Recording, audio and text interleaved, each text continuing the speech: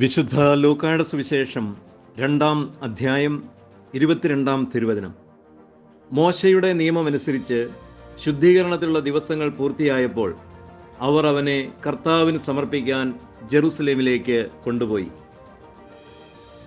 ഈശോയിൽ സ്നേഹം നിറഞ്ഞ സഹോദരങ്ങളെ, മറിയത്തിൻ്റെ ശുദ്ധീകരണ സമയങ്ങൾ പൂർത്തിയായി എന്ന് പറയുമ്പോൾ എന്തിന് മറിയത്തിന് ഒരു ശുദ്ധീകരണം ആവശ്യമായി വരുന്നു? ജന്മപാപമില്ലാതെ ജനിച്ചവളും പരിശുദ്ധാത്മാവിനാൽ ഗർഭിണി ആയവളും. സാധാരണ ശുദ്ധീകരണ സമയം ആവശ്യമായിരിക്കുന്നത് പുരുഷൻ്റെ സംസർഗത്തിലൂടെ ഗർഭം ധരിക്കുന്ന സ്ത്രീകൾക്കാണ്. എന്നാൽ മറിയമാകട്ടെ ഒരിക്കലും ഒരു പുരുഷ സംസർഗം നടത്തിയവളല്ല, അപ്രകാരം ഗർഭം ധരിച്ചവളുമല്ല. പരിശുദ്ധാത്മാവ് വന്നവളാണ്. പരിശുദ്ധാത്മാവിൻ്റെ സാന്നിധ്യം തന്നെയും വലിയ വിശുദ്ധീകരണമാണ്. പിന്നെ എന്തിനാണ് മറിയം തൻ്റെ ശുദ്ധീകരണ സമയം വരെയും കാത്തിരുന്നത്? പ്രിയപ്പെട്ടവരെയും, യേശു ആവശ്യമില്ലാഞ്ഞിട്ട് വീണ്ടും പരിച്ഛേദനം സ്വീകരിക്കുന്നു. അവൻ ദൈവമായിരുന്നിട്ടും ജന്മപാപത്തിൻ്റെ യാതൊരുവിധ ബന്ധനങ്ങളും ഇല്ലാതിരുന്നിട്ടും യേശു പരിച്ഛേദനം സ്വീകരിക്കുന്നു. നിയമത്തിന് വിധേയനായിക്കൊണ്ട് നിയമത്തിന് വിധേയരായവരെ രക്ഷിക്കാൻ വേണ്ടി. അതുപോലെ തന്നെ പരിശുദ്ധ കന്യക മറിയവും മോശയുടെ നിയമത്തിന് വിധേയമായിക്കൊണ്ട് ഇനിയും അന്നുവരെയും നിയമത്തിന് അടിപ്പെട്ടിരുന്ന ആളുകളെ നിയമത്തിൽ നിന്നും മോചിപ്പിക്കേണ്ടതിനായി സ്ത്രീയും പുരുഷനും നിയമത്തിന് വിധേയരാകുന്നു. അത് അവരുടെ തന്നെ ശുദ്ധീകരണത്തിനല്ല, അനേകരെ നിയമത്തിൽ നിന്നും മോചിതരാക്കാൻ വേണ്ടിയിട്ട്.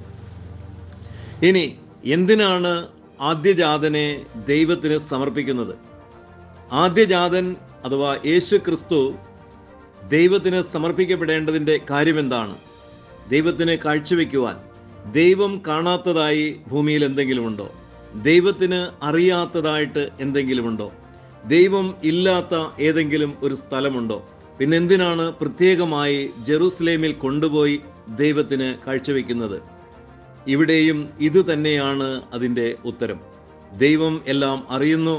യേശുവാകട്ടെ പൂർണ്ണ ദൈവവും പൂർണ്ണ മനുഷ്യനുമാണ്.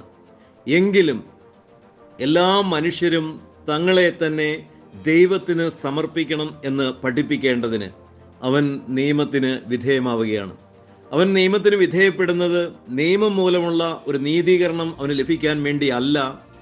നിയമത്തിന് അടിമകളായ, നിയമത്തിന് വിധേയപ്പെട്ട് ജീവിക്കുന്ന സകലരുടെയും മോചനത്തിന് വേണ്ടിയാണ് അവൻ നിയമത്തിന് വിധേയപ്പെടുന്നത്.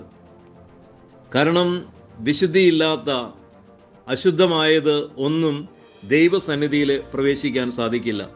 അവൻ തന്നെയും പൂർണ്ണ ദൈവവും കറയില്ലാത്ത പൂർണ്ണ മനുഷ്യനുമാകയാൽ അവന് ദൈവസന്നിധിയിൽ പ്രവേശിക്കാൻ നിയമം അനുശാസിക്കുന്ന ഏതെങ്കിലും ഒരനുഷ്ഠാനത്തിൻ്റെ ആവശ്യമില്ല.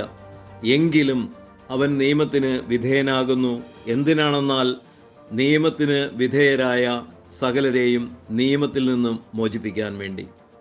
Have a blessed day to all of U.